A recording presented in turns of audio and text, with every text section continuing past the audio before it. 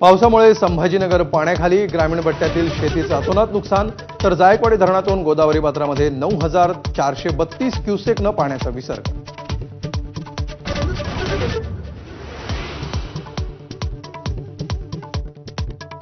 मराठवाड्यानंतर आता उत्तर महाराष्ट्रातील जिल्ह्यांना अतिवृष्टीचा तडाखा. नाशिकमध्ये दुतोंड्या मारुती पाण्याखाली, गंगापूरमधून मोठ्या प्रमाणावर विसर्ग, तर जळगावलाही तडाखा.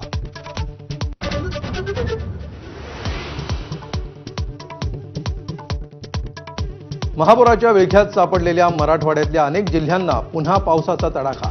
धाराशिव, बीड, परभणी, नांदेडला पावसानं झोडपलं. सोलापुरातही पावसाचा कहर.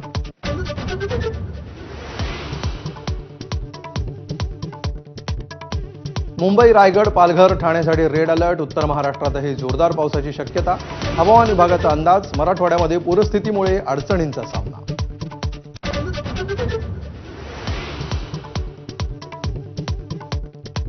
राज्यातील पूरग्रस्तांच्या मदतीसाठी मंदिर संस्थानांची धाव. शिर्डीतील साई संस्थान आणि तुळजापूर मंदिर संस्थानाकडून प्रत्येकी 1 कोटी, तर शेगावमधून 1,11,00,000ची मदत.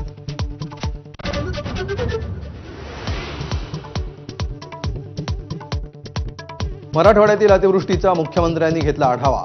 जिल्हाधिकाऱ्यांची चर्चा. फील्डवर उतरून काम करण्याच्या स्पष्ट सूचना.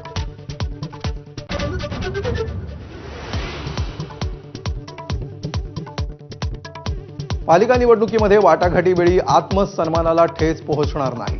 पक्षाच्या बैठकीत शिंदेंचा पदाधिकाऱ्यांना शब्द. कोणाच्याही युतीची चिंता नको, त्याची सर्व गणितं आपल्याकडे. ठाकरे बंधूंच्या संभाव्य युतीवरही भाष्य.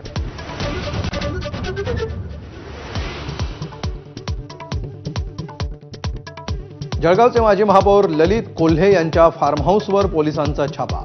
छापेमारीमध्ये बनावट कॉल सेंटर उद्ध्वस्त. ललित कोल्हेंसह 8 जण ताब्यात.